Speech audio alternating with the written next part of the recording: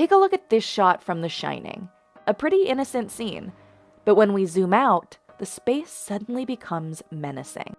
That's partly because compositions like this stress us out. All that empty or negative space tells us there's something lurking, and that this character is in danger. Negative space is just one of many tools horror filmmakers use to play on your senses, without you even noticing. Let's take a look at some of the hidden ways horror movies manipulate you into being scared. You might have heard about nonlinear sounds. We are conditioned to respond to those screeching strings with fear. But the opposite of that can be even more unsettling.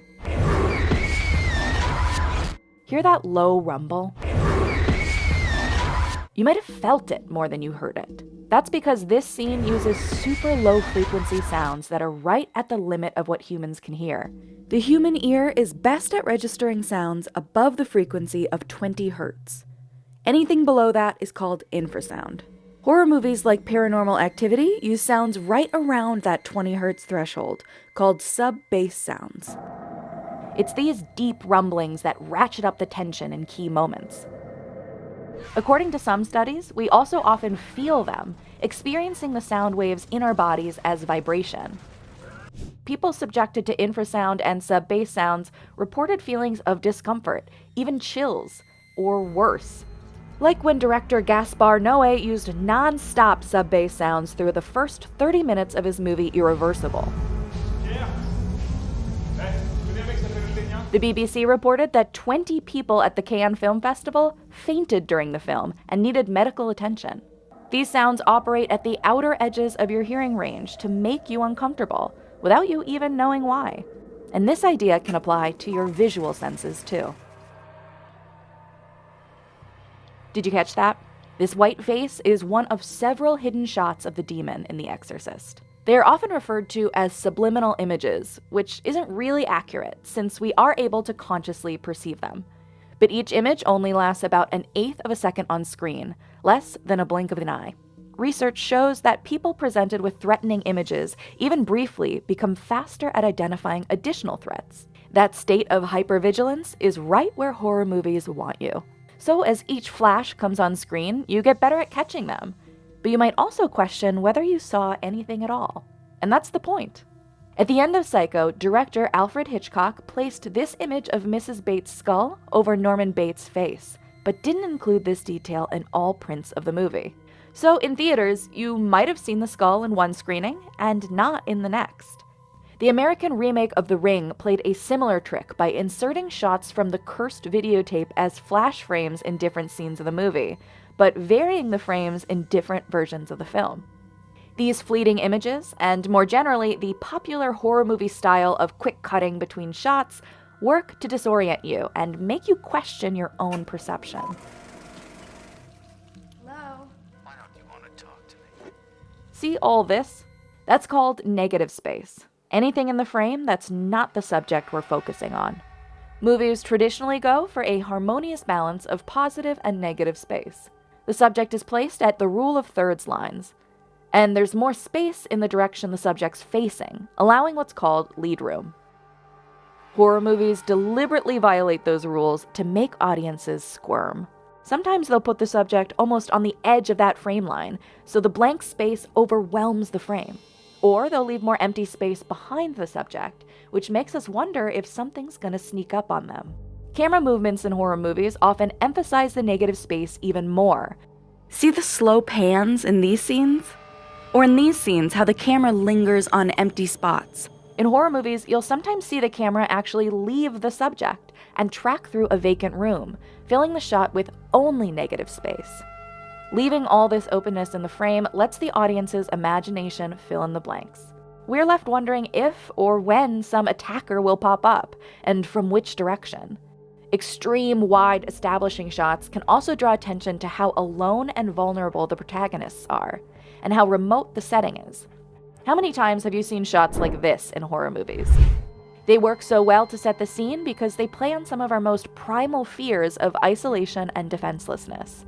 So if too much empty space freaks us out, what happens when the shot has almost no space at all? It can actually amp up the fear even more, especially in climactic scenes. In this scene from The Nun, we see a shot of Valak rise up from the water, then go to a close-up of the protagonist looking on in horror. By the time we cut to a wide shot again, Valak's now fully out of the water, towering over Irene. This is a common pattern in horror movies. They'll show you the monster approaching or coming into view, then cut to a tight close-up of the protagonist reacting. It's terrifying because we know the monster's advancing or attacking, but we're not allowed to see it happening. We're only witnessing it secondhand, through the protagonist's response. More generally, tight shots on the protagonist make it so you can't see what's going on, like in this scene from Psycho. Notice the camera's tight on Detective Arbogast as he goes up the stairs, so we can't see what danger he might be walking into. That leaves us feeling as helpless and on edge as he is. Another way of keeping audiences in the dark is by manipulating camera focus. In this scene from Donnie Darko, we go from a shot of Jake Gyllenhaal from behind to an out-of-focus, medium close-up of his face. As he slowly walks into focus, he becomes crisper, but the background remains blurry, leaving us wondering what might be lurking there. That shot uses shallow focus. That's when the aperture of a camera's lens is wide open, creating a shallow depth of field. This allows filmmakers to finely control which people or objects in the frame stay sharp. In other genres, filmmakers use shallow focus to direct our attention to the in-focus part of the shot. But horror filmmakers weaponize shallow focus to make us uncomfortable. Let's look at another creepy Jake Gyllenhaal scene, this one from the movie Enemy. Here are the two subjects, Melanie Laurent, who's being followed, and Jake, who's following her. Both are equally important, but one's in the sharp foreground and the other's in the blurry background. This leaves us unsure where to direct our eyes, and it forces us as audience members into an uncomfortable and hyper-attentive state. Here's another key way horror movies play with perspective. Hi, it's Jill, the babysitter. This is a framing device sometimes called the dark voyeur, or hidden onlooker perspective. The camera might shoot from behind something, a bush or a piece of furniture, or through something, like a window. This perspective puts us in the uncomfortable position of being voyeurs, where we know something that the protagonist doesn't, that they're being watched. The shot can also separate the audience from the actual scene. Here, for example, we're looking on from another room. That framing makes us hyper-aware of our powerlessness to stop what's about to happen. We can only watch, complicit, which can make for a pretty torturous viewing experience.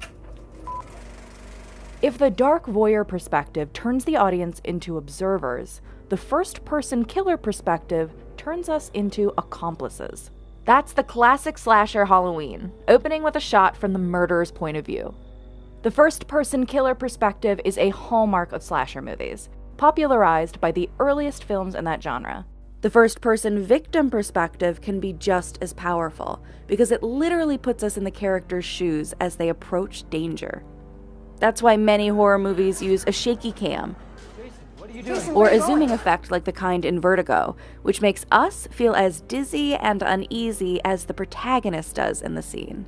Both types of first-person POV shots are effective for a few reasons. For one, they hide crucial information about the scene. In the second half of the Blair Witch Project, the more danger the protagonists are in, the lower and more shakily they hold the camera, never focusing the lens on anything for very long. In the opening shot of Halloween, Michael Myers' mask is partially covering the camera, so we're not privy to everything in the frame. Even more importantly, we don't know the identity of this unseen intruder. That's also why Steven Spielberg used the first-person POV shots in Jaws to hide the shark from the audience, which famously worked to make the monster even scarier. All these techniques combine into an assault on our senses. They're part of the visual language horror movies have developed to make us doubt our own senses, prepare for an attack, and fully immerse ourselves in the scene through the eyes of both killer and victim.